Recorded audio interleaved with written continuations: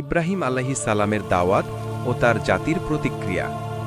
আল্লাহ তাআলা হযরত ইব্রাহিম আলাইহিস সালামকে নবুয়ত দান করলেন। তিনি এমন এক সমাজে জন্ম নিলেন যেখানে মানুষ কাঠ, পাথর ও মূর্তিকে উপাস্য মানত।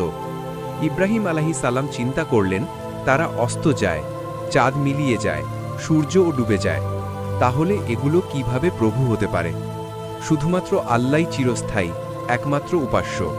তিনি জাতিকে বললেন, তোমরা কি এসব মূর্তিকে উপাস্য মনে করো? তারা তোমাদের কোনো উপকার কিংবা ক্ষতি করতে পারে না। কিন্তু তার জাতি সত্যকে গ্রহণ করল না। তারা উপহাস করল, রাগ দেখালো এবং বলল, তুমি কি আমাদের দেবতাদের অবজ্ঞা করছ? ইব্রাহিম আলাইহিস সালাম একা হলেও দ্বীনের দাওয়াত থামাননি, কারণ তিনি জানতেন সত্য কখনো মিথ্যের সামনে হার মানে না। পরবর্তী পর্বে জানব ইব্রাহিম আলাইহিস সালাম তার জাতির মূর্তিগুলোর সাথে কি করেছিলেন এবং কিভাবে তার জাতি তাকে ভয়ঙ্কর শাস্তি দেওয়ার পরিকল্পনা করেছিল।